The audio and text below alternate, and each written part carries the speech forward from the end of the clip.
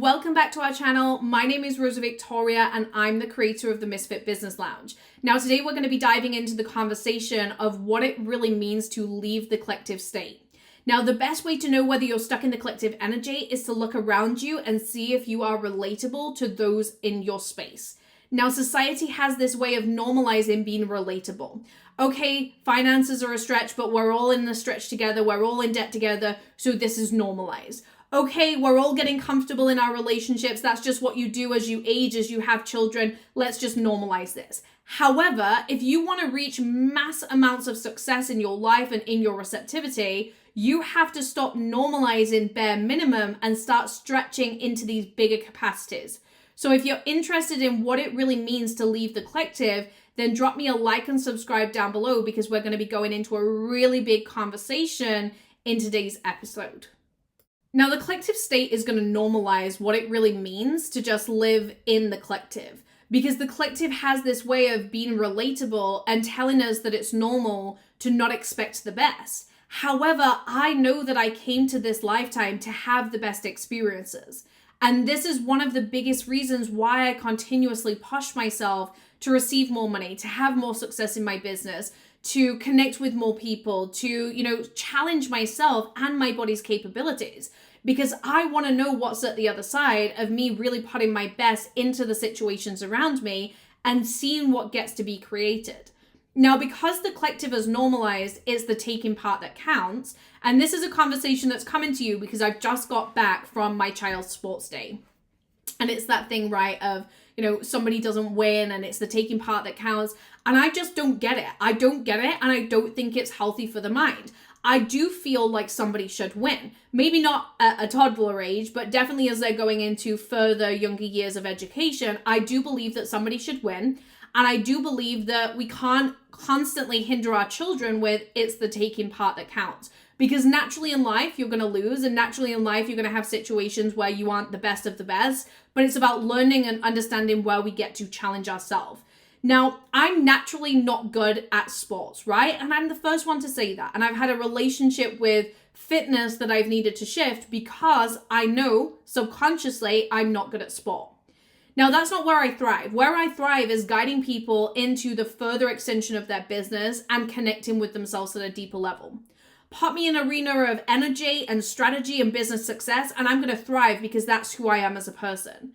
And I look at my children and I want each of them to thrive in the ways where they are most magnetic. So Luna right now absolutely adores gymnastics. And I know that that's where she thrives. Freddie right now is a little bit younger. So the thing that he adores is riding his scooter. But honestly, he is wild. He does tricks. He does all of the things. He's 2 and he's doing tricks on his scooter and giving me a heart attack.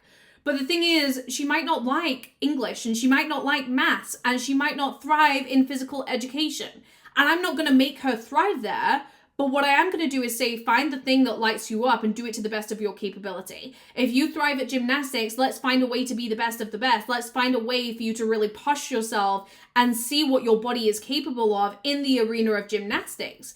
If Freddie really thrives at riding motorbikes, I'm going to do the same thing. Let's see how we can thrive there and really challenge your capabilities of speed and, agility and all the different things.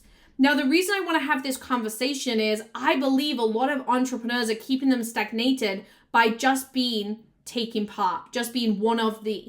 Because we are not destined to just be one of the. We all have a unique way and a unique way of imprinting the world around us. But we have to look at the thing that we are the best at and say, how can I stretch that to my biggest capabilities?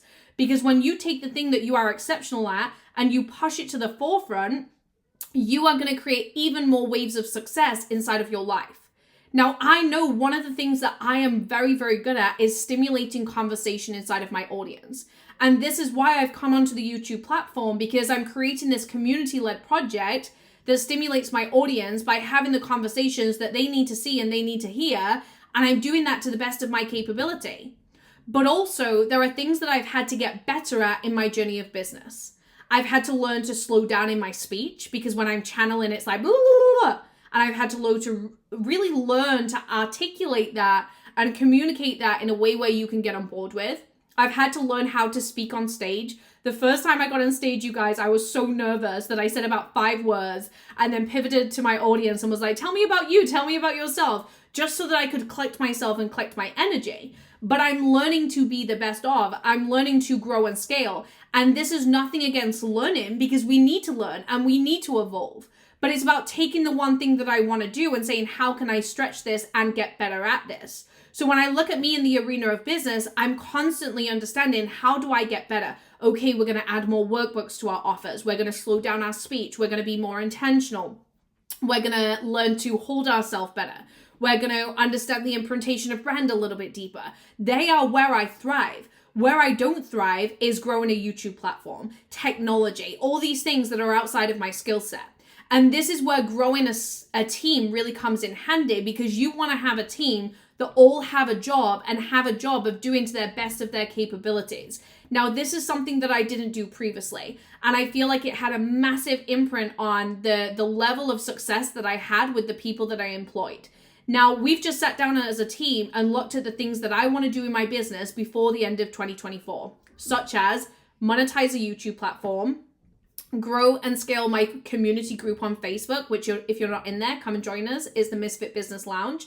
I want to have more speaking engagement, so be booked to be on stage more. And I want to create, I don't know if I should be saying this, but I'm gonna put it out there. I want to create a documentary. Now, these are the things that I want to do.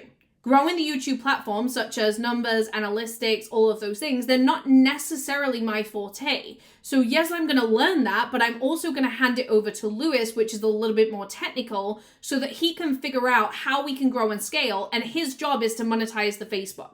Now, can you see how I've given him one job, and his job is to do that to the best of his capabilities? So his job right now is to grow and scale the Facebook. So he needs to learn how to grow and scale the Facebook, because that's his job.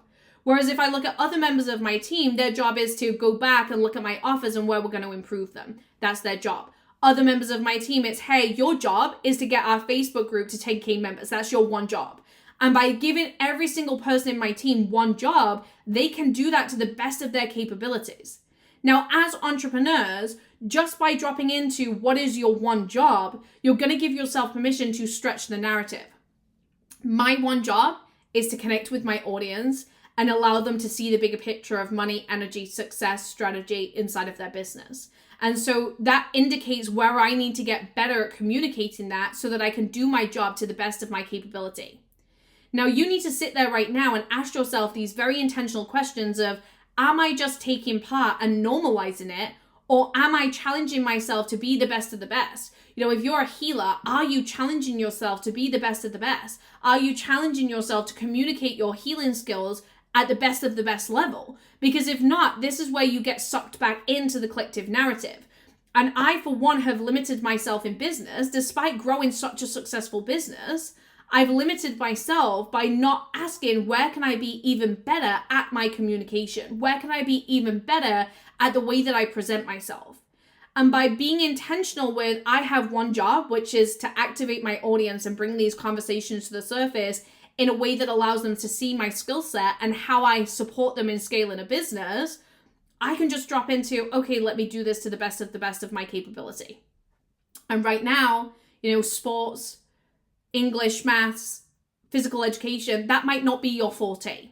So why are you going to focus on that? If your forte is not speaking to your audience on a live camera, why are you going to focus on that? You're going to focus on the one thing that you're good at, which might be written content, and you're going to do that to the best of your capability. And you're going to do that until you normalize being the best and you normalize being the new identity.